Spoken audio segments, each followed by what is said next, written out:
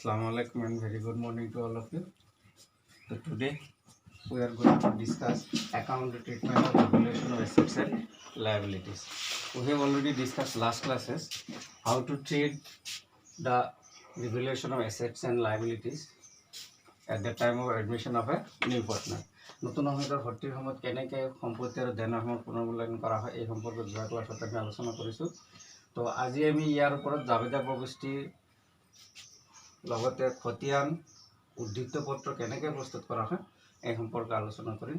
The accounting treatment of revaluation of assets and liabilities at the time of admission of a new partner generally এক দুই ধৰণৰ কৰা হয়। এটা আছে যে when the value of assets and liabilities are shown at revised value. অসমীয়াত কোৱা হয় যেতিয়া পৰিৱৰ্তিত মূল্য সম্পত্তি আৰু দেনাসমূহ উদ্ধৃত পত্ৰত দেখুওৱা হয় when the value of assets and liabilities are shown in the balance sheet balance sheet শব্দটো লিখা নাই are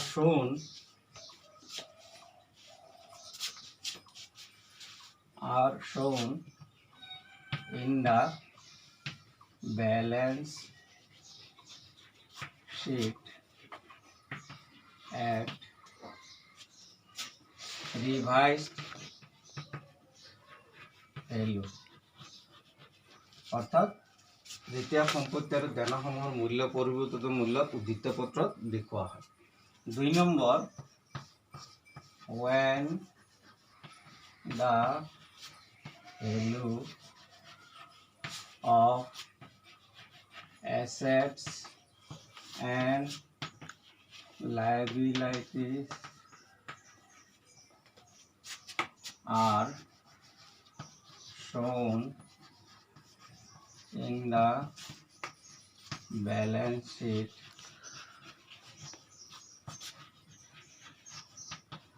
at original value অর্থাৎ ইয়াতে সম্পত্তিৰ দেনাসমূহৰ মূল্য প্ৰকৃত মূল্যতে অসমীয়াত কোৱা যেতিয়া পূৰ্বৰ মূল্যতে অৰিজিনেল ভ্যালু মানে আগৰ মূল্যতে পূৰ্বৰ মূল্যতে সম্পত্তি আৰু দেনাসমূহ উদ্ধৃত পত্ৰত দেখুওৱা হয়। এই দুই ধৰণৰ ট্ৰিটমেণ্ট ইয়াতে হ'ব। তাৰে প্ৰথম ট্ৰিটমেণ্টটো আমি এতিয়া আলোচনা কৰিম। তাৰে প্ৰথম ট্ৰিটমেণ্টৰ জাৰ্নেল এণ্ট্ৰিখিনি আমি যোৱা ক্লাছত আলোচনা কৰিছোঁ যে সম্পত্তিৰ মূল্য বাঢ়িলে কমিলে দেনৰ মূল্য বাঢ়িলে কমিলে আনৰেকৰ্ডেড এছেটছ ৰেকৰ্ড হ'লে আনৰেকৰ্ডেড লাইবিলিটি ৰেকৰ্ড হ'লে লাভ হ'লে বা লোকচান হ'লে কেনেকৈ জাবেদা প্ৰৱিষ্টি কৰা হয় এই সম্পৰ্কে আমি যোৱা ক্লাছত আলোচনা কৰিছোঁ। তো আজি আমি আলোচনা কৰিম ইয়াৰ ওপৰত ভিত্তি কৰি এটা প্ৰেক্টিকেল আলোচনা কৰিম। তাৰে এটা আমি এক্সাম্পল যদি লওঁ সাপোজ আমি ইলাষ্ট্ৰেশ্যন এটা লৈছোঁ ইলাষ্ট্ৰেশ্যন 66 ইয়াতে দুজন পাৰ্টনাৰ আছে এ এণ্ড বি আৰু partner share in profit লছেছ 75% and 25% respectively. Their balance sheet as on 31/3/2017 is given below. উদ্ধৃত পত্ৰখন দিয়া আছে। এছেট সাইডত cash sundry debtors provision stock furniture plant machinery liability sundry creditor profit and loss account capital account A B দিয়া আছে আৰু adjustment দিয়া আছে। X was admitted as a new partner on the following terms. এক্সত ভৰ্তি কৰা হৈছে। ভৰ্তিৰ সময়ত plant and machinery to be reduce plant machinery কমিছে 25%, ফাৰ্নিচাৰ কমিছে 10%, bad debts amount 1750 are to be written off হিচাপত বহিৰ পৰা উঠাই দিয়া হৈছে। দেয়াৰ ৱাজ এ আনৰেকৰ্ডেড টাইপৰাইটাৰ 5000 টকা আউটষ্টেণ্ডিং লিগেল চাৰ্জ 1250 টকা। আমাক কৈছে প্ৰিপেয়াৰ ৰিভেলুৱেশ্যন একাউণ্ট। তো আমাক ৰিভেলুৱেশ্যন একাউণ্ট বনাব দিছে। তো সেই ৰিভেলুৱেশ্যন একাউণ্ট আমি প্ৰস্তুত কৰিম। ইয়াতে যদিও জাবেদা প্ৰৱিষ্টি দিব দিয়া নাই তথাপি মই তোমালোকক জাৰ্নেল এণ্ট্ৰি দেখাইছোঁ আৰু জাৰ্নেলৰ পিছত কেনেকৈ ৰিভেলুৱেশ্যন একাউণ্ট প্ৰস্তুত কৰে এই সম্পৰ্কে তোমালোকক প্ৰিপেয়াৰ কৰি দেখাম। তো প্ৰথম আছে the plant and machinery to be reduced. Plant and মেচিনাৰীৰ মূল্য কমিছে। আমি জানো সম্পত্তিৰ মূল্য কমিলে ক্ৰেডিট হয় অৰ্থাৎ ব্যৱসায় প্ৰতিষ্ঠানটো লছ হৈছে সেইকাৰণে ৰিভেলিউশ্যন একাউণ্ট ডেবিট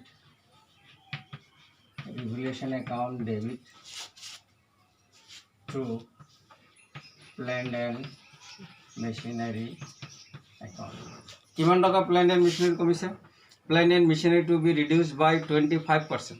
তো প্লেণ্ট এণ্ড মেচিনাৰী দিয়া আছে 25,000 টকা বেলেঞ্চ শ্বীটত প্লেণ্ট এণ্ড মেচিনাৰী দিয়া আছে 25,000 ইয়াৰে 25% কমিছে তো 25,000 টকা 25% কিমান হ'ব আমি যদি ক্যালকুলেশন কৰোঁ 25 একত 4 বাৰ 4 25ত 6 বাৰ 4 6 24 10ত 2 বাৰ 2 4 8 আৰু থাকিল কিমান 2 হয়নে 200ত 5 বাৰ 6,250 টকা অৰ্থাৎ প্লেণ্ট এণ্ড মেচিনাৰী কমিছে 6,250 টকা তাৰপিছত আৰু কৈছে ফাৰ্নিচাৰ টু বি ডেপ্ৰিচিয়েটেড বাই 10%. ফাৰ্নিচাৰো কমিছে ফাৰ্নিচাৰ আছিলে আমাৰ বেলেঞ্চ শ্বীটত 5,000 টকা 10% অবক্ষয় হৈছে গতিকে ফাৰ্নিচাৰ মূল্য কমিছে ফাৰ্নিচাৰ একাউণ্ট 5,000 10% হ'ব 500 টকা তাৰপিছত bad debts amounted to rupees 1,750 and are to be written off. Bad debts 1750 টকা হিচাপৰ পৰা উঠাই দিয়া হৈছে গতিকে bad debts উঠাই দিয়াৰ লগে লগে sundry debtors আমাৰ কমি গৈছে sundry debtors is one type of assets গতিকে sundry debtors মূল্য যেতিয়া কমি যায় তেনেহ'লে এইটো কি হ'ব ক্ৰেডিট হ'ব গতিকে sundry debtors 1750 টাকা তাৰপিছত আৰু এটা আছে there was an unrecorded typewriter valued 5,000 আৰু outstanding legal charge খৰচ আদায় দিব লগা আছে খৰচ যেতিয়া আদায় দিব লগা থাকে এটো লায়াবিলিটি দেনাৰ পৰিমাণ বৃদ্ধি পাইছে দেনাৰ পৰিমাণ বৃদ্ধি পালে ক্ৰেডিট হয় গতিকে outstanding legal charge দিয়া আছে আমাৰ 1,250 টাকা 1,250 টাকা মেচিনাৰী মূল্য কমিছে ফাৰ্নিচাৰ মূল্য কমিছে সানডে ডেটৰ্ছ মূল্য কমিছে আৰু দেনাৰ পৰিমাণ বৃদ্ধি পাইছে তো গোটেইকেইটা যোগ কৰি যিমান হয় সেইখিনি গোটেইখিনি আমি ডেবিট কৰিম তো 6,000 1,000 7,000 1,000 8,000 হৈছে 250 750 750 কিমান হ'ব 1,500 1750 0 5 7 9,750 আমি narration দিই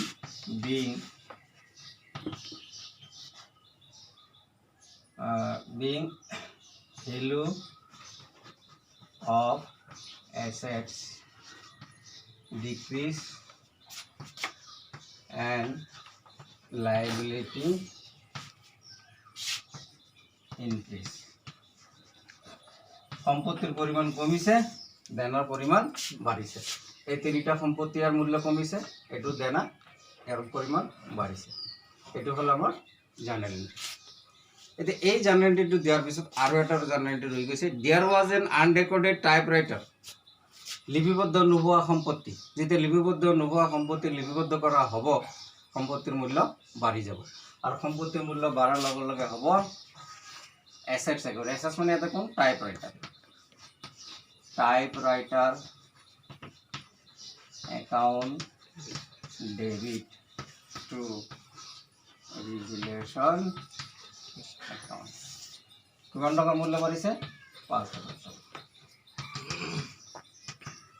narration হ'ব being the value of typewriter increases সম্পত্তিৰ মূল্য বৃদ্ধি পাইছে তো এই দুটা জাৰ্নেলটিৰ পিছত এটা দেখা পাম যে ব্যৱসায় প্ৰতিষ্ঠানটোৰ লাভো হ'ব পাৰে লোকসান হ'ব পাৰে ইয়াতে আমি ধৰিব পাৰিম যে এই গোটেইকেইটা সম্পত্তিৰ মূল্য কমিছে দেনাৰ পৰিমাণ বাঢ়িছে মিলি হৈছে 9,750 টাকা আৰু মাত্ৰ সম্পত্তি বাঢ়িছে কিমান 5,000 তেনেহ'লে দেখা গৈছে 4,750 টকা ব্যৱসায় প্ৰতিষ্ঠানটোত কি হৈছে লছ হৈছে আৰু যেতিয়া লছ হয় তেতিয়া জাৰ্নেলটি হ'ব পাৰ্টনাৰ্ছ কেপিটেল একাউণ্ট এই লছখিনি পাৰ্টনাৰসকলৰ মাজত ভগাই দিয়া হ'ব কোনে পাব পুৰণা অংশীদাৰসকলে পুৰণা লাভ লোকচান অনুপাত মাত্ৰ পাব।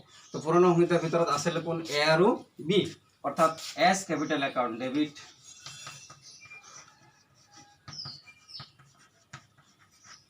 বি's capital account debit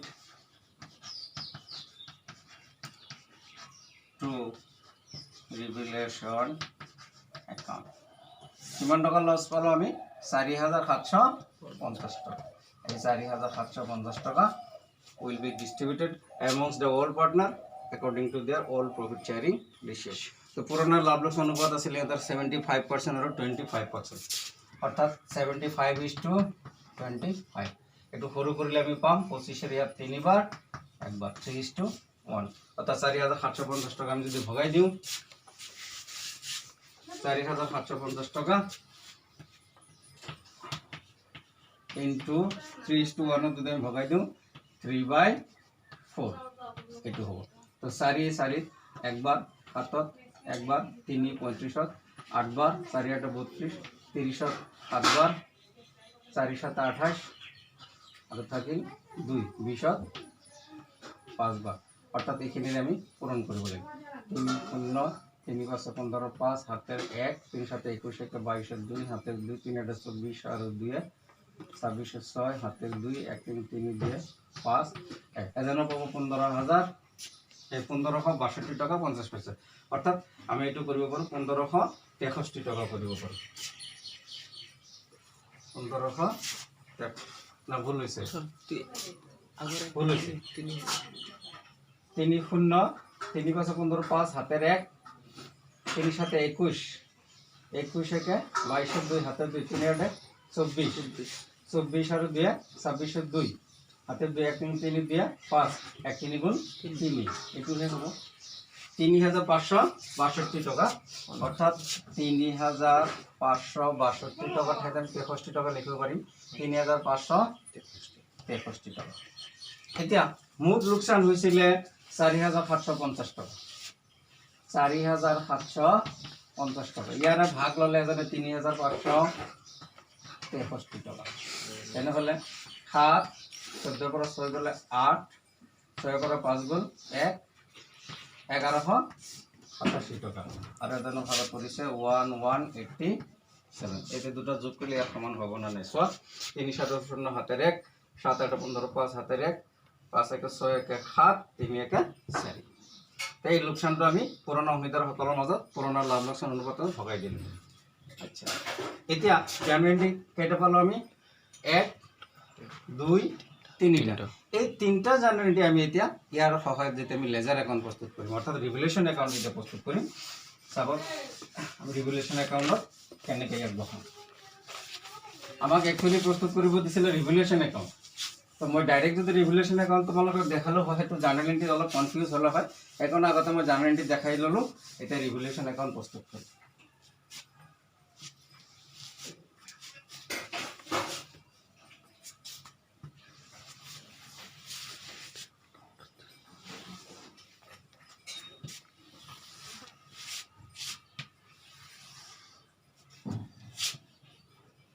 Revaluation account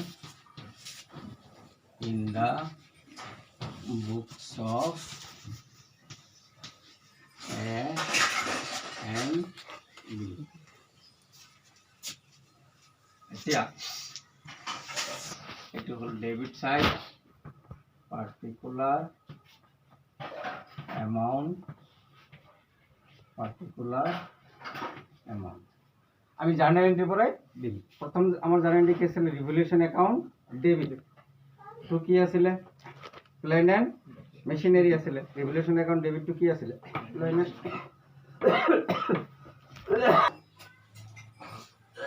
revolution account debit to plant and machinery. তো প্ল্যান এন্ড মেশিনারি মূল্য কমিছিল 6,250 টাকা। ফার্নিচার মূল্য কমিছিল 500 টাকা। সানডে ডেটর্স কমিছিল 1750 টাকা। আর লিগেল চার্জ দেনার পরিমাণ বৃদ্ধি পাইছিল 600 টকা নেকি নহয় 1250 টকা আৰু ইফালে আছিলে এটাই আছিলে আনৰেকৰ্ডেড এছেটছ ৰেকৰ্ড কৰা হৈছিলে এটো আছিলে টাইপ ৰাইটাৰ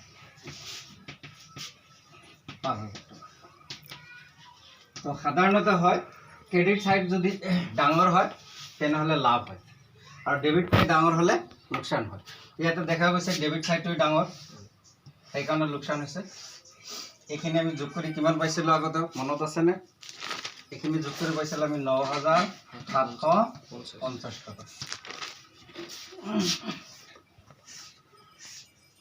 9750 টাকা এতিয়া এইখিনি আমাৰ সম্পত্তি আৰু দেনা সম্পত্তি এইখিনি কমিছে দেনা বাঢ়িছে কিমান টকা মাত্ৰ 5000 টকাৰ মূল্যৰ সম্পত্তি বাঢ়িছে গতিকে লছ হৈছে লছ হলে হ'ব পার্টনার্স ক্যাপিটাল অ্যাকাউন্ট পার্টনার মানে এটা ছিল এস ক্যাপিটাল অ্যাকাউন্ট 20 ক্যাপিটাল অ্যাকাউন্ট ব্র্যাকেটে দিব পাৰো শেয়াৰ অফ লস লোকসানৰ ভাগ কিমান টকা লস হৈছিল আমাৰ দেখা গৈ আছিল 4750 টাকা 4750 টাকা তাৰে এৰ অংশ আছিল এৰ অংশ ওলাইছিল কিমান 15000 3563 টাকা নেকি 3563 টাকা আৰু এজনৰ আছিল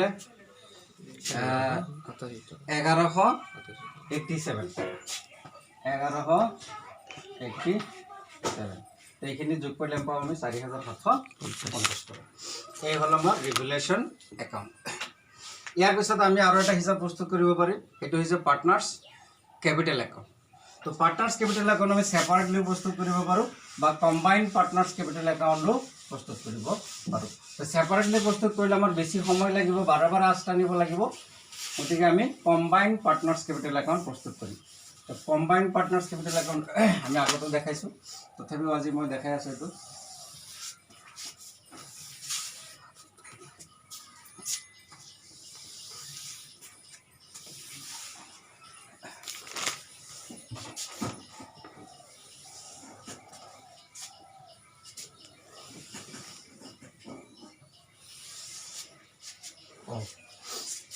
পার্টনার হল 3 জন মই এটা আস্তে নেব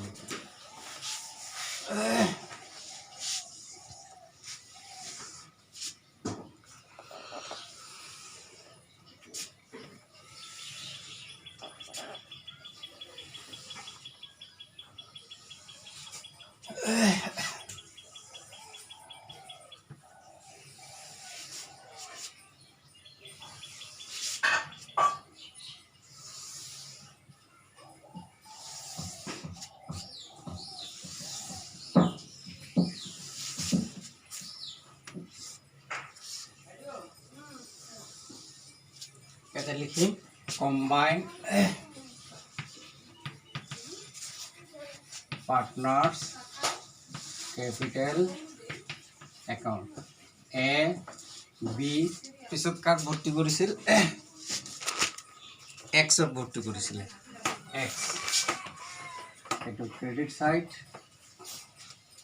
ডেবিট সাইড এটো হল date particular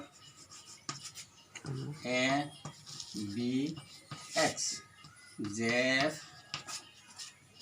date particular JF ये तो ओपनिंग कैपिटल दिया আছে बाय बैलेंस BD এর আৰম্ভণি মূলধন ব্যালেন্স शीट দিয়া আছে সোয়া 30000 আৰু এজনৰ 20000 30000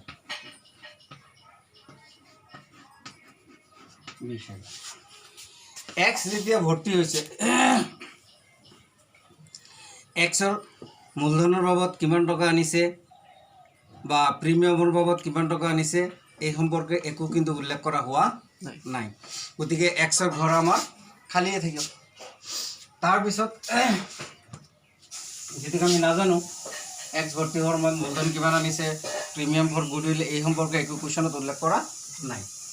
এতিয়া এ আৰু বিটো লাভৰ অংশ পাইছে না লোকচানৰ অংশ কিবাটো এটা পাইছে। যেতিয়া আমি জানুৱাৰীতে দিছিলোঁ লোকচানৰ অংশ যেতিয়া পাইছিলে তেতিয়া আমি কি লিখিছিলোঁ partners capital account debit two revolution account এনেকৈ লিখিছিলোঁ নে নাই। গতিকে টু ৰিভলিউশ্যন একাউণ্ট লোকচানৰ ভাগ পাইছিলে এজনে 3,000 কিমান 3,563 টকা আৰু এজনে পাইছিলে 11,887 টকা এইখিনি আছিলে। গোটেইকেইটা চিম্পলি এটা মই খালী কেপিটেল একাউণ্ট দেখাই দিছোঁ। এতিয়া এইখিনি যোগ কৰা 30,000 20,000 ইয়াত যিহেতুকে নাই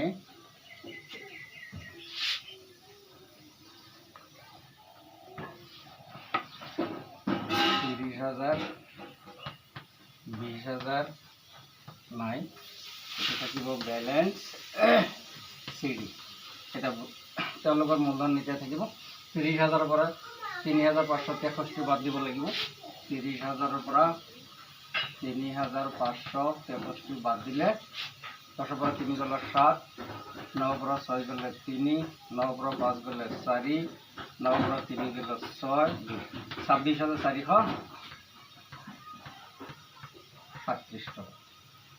ঠিক তেনেকৈ বিৰ থাকিব 20,000 পৰা 1187 10 পৰা 7 গ'লে 3 9 পৰা 8 গ'লে 1 9 পৰা 1 গ'লে 8 9 পৰা 1 গ'লে 8 18,813 টকা 18,813 টকা। ইয়াতে আমি যেতিয়া লিখিম এনেকৈ লিখিম বাই বেলেঞ্চ BD 26,437 টকা আৰু 18,813 টকা। এই হৈছে পাৰ্টনাৰ্ছ কেপিটেল একাউণ্ট। এতিয়া ইয়াৰ পৰা যদি আমি বেলেঞ্চ শ্বীট বনাওঁ তো বেলেঞ্চ শ্বীট এইকাৰণে নবনাওঁ যিহেতুকে মিষ্টাৰ এক্স নতুনকৈ ভৰ্তি হোৱাৰ পিছত ব্যৱসায় প্ৰতিষ্ঠানলৈ কিমান মূলধন আনিছে বা প্ৰিমিয়াম আনিছে একো উল্লেখ কৰা নাই। এনেকুৱা ধৰণৰ অংকত সাধাৰণতে পাৰ্টনাৰ্ছ কেপিটেল একাউণ্ট বা বেলেঞ্চ শ্বীট প্ৰস্তুত কৰা নহয় বা কৰিবলৈও নিদিয়ে। ইয়াৰ পৰৱৰ্তী অংকবিলাকত যেতিয়া নতুন পাৰ্টনাৰে মূলধনো আনিছে প্ৰিমিয়াম আনিছে জাৰ্নেলো হ'ব কেপিটেল একাউণ্টো হ'ব ৰিভলিউশ্যন একাউণ্টো হ'ব বেলেঞ্চ শ্বীটো হ'ব। তো কিমান মিনিট এটা ইলাষ্ট্ৰেশ্যন আলোচনা কৰিলোঁ। তো আশা কৰোঁ তোমালোকে বুজি পাইছা আৰু বুজাত যদি কিবা অসুবিধা হৈছে নিশ্চয় মোৰ লগত টেলিফোনিক বাৰ্তালাপ কৰিবা বুলি আশা ৰাখি আজি ক্লাছ এইখিনিতে সমাপ্ত কৰিছোঁ। ধন্যবাদ।